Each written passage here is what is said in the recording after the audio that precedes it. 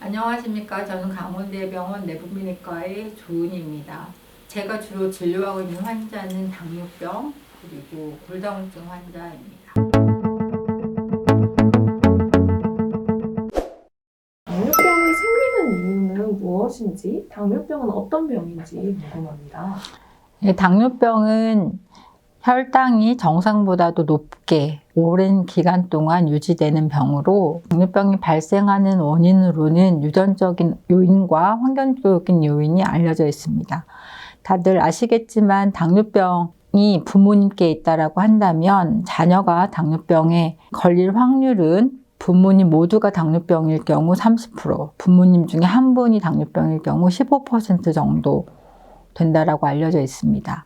당뇨병의 유전적인 요인인 가족력이 있다 하더라도 모두가 당뇨병이 발생하는 것은 아닙니다. 이것은 다시 말해서 환경적인 요인이 중요하다는 건데, 내가 당뇨병의 가족력이 있다 하더라도 비만이나 약물 또는 바이러스 감염과 같은 환경적인 요인을 만나지 않는다라면 당뇨병이 발생하지 않는 것으로 알려져 있어서, 우리가 환경적인 요인, 특히 비만이 제2형 당뇨병의 제일 중요한 원인이기 때문에 비만하지 않도록 체중을 잘 유지하시게 되면 당뇨병을 예방할 수 있습니다.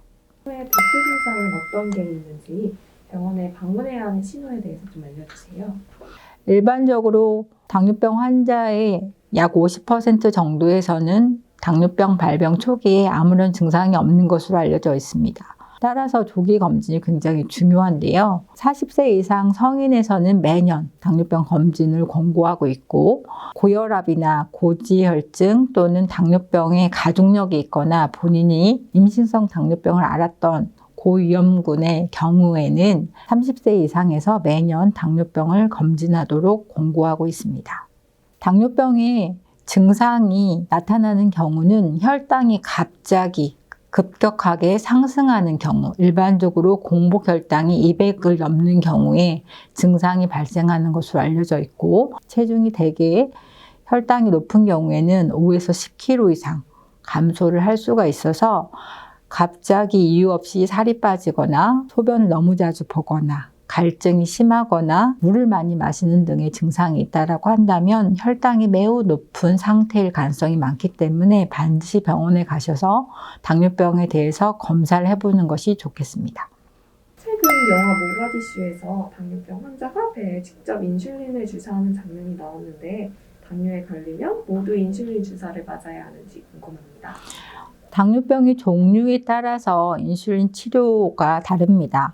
먼저 1형 당뇨병은 췌장의 베타세포에서 인슐린이 거의 나오지 않기 때문에 반드시 인슐린 치료를 받아야 되는 반면에, 2형 당뇨병의 경우에는 혈당이 매우 높지 않다라고 한다면 음식 조절과 함께 운동 그리고 경구용 약제로 충분히 혈당 조절을 할 수 있습니다.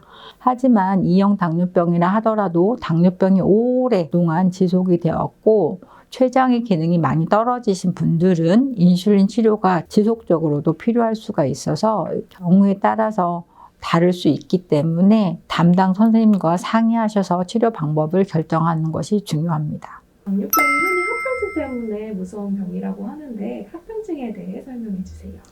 네, 당뇨병의 합병증은 크게 이제 만성 합병증으로 두 가지로 나뉘게 되는데, 먼저 큰 혈관들을 침범해서 발생하는 대혈관 합병증으로 심내혈관 합병증이 있겠습니다. 당뇨병 환자는 당뇨병이 없는 환자에 비해서 심내혈관 질환의 발생이 2배 내지 3배 정도 많은 것으로 알려져 있습니다.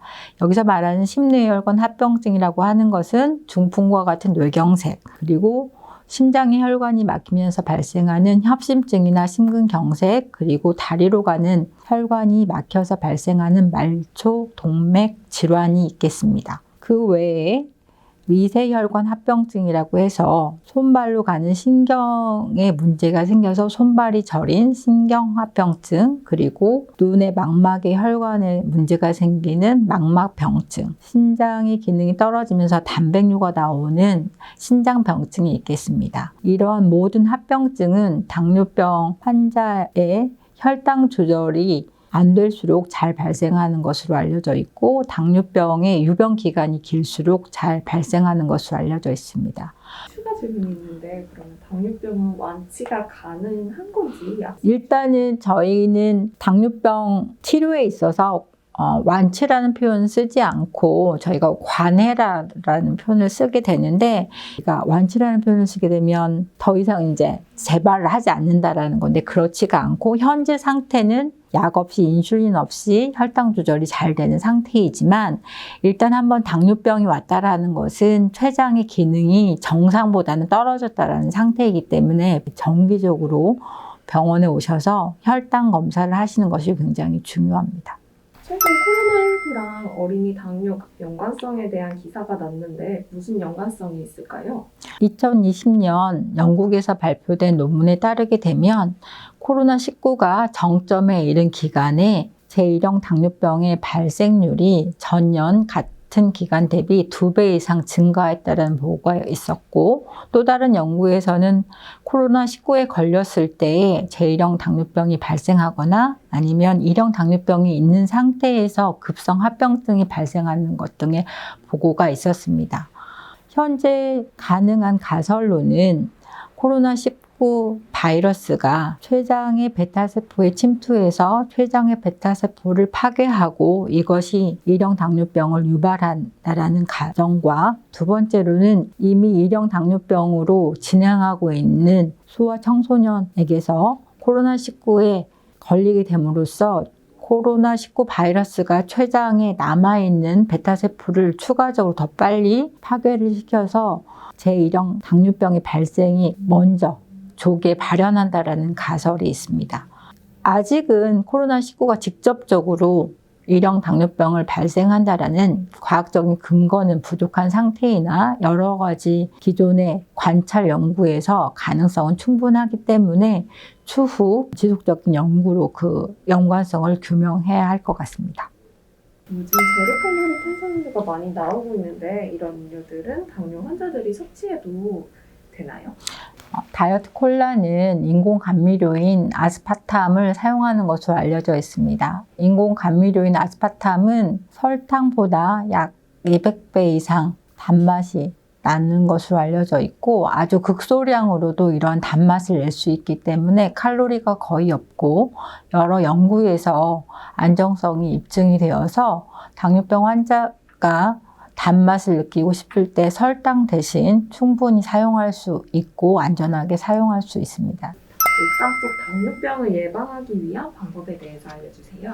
매끼 식사를 하실 때 탄수화물, 단백질, 야채 등의 영양소가 골고루 포함되게 식사를 하시는 것이 중요합니다. 숨이 차거나 땀이 날 정도의 강도로 운동을 주당 150분 이상, 그리고 적어도 이틀에 한 번꼴로, 즉 주 3회 이상 운동을 할 것을 권고하고 있습니다. 이러한 유산소 운동인 걷거나 뛰거나 하는 운동 외에도 근력 운동을 같이 하시는 것이 혈당 조절이나 체중 조절 또는 심뇌혈관 질환의 예방에 중요하기 때문에 유산소 운동을 하시면서 근력 운동을 같이 하실 것을 권고드립니다. 가장 중요한 것은 적절한 체중 유지입니다. 이를 위해서 식이 조절과 운동이 가장 필수적인 요소이기 때문에 항상 체중을 적절한 수준으로 유지하시기를 권고드립니다. 구독과 좋아요 부탁드립니다.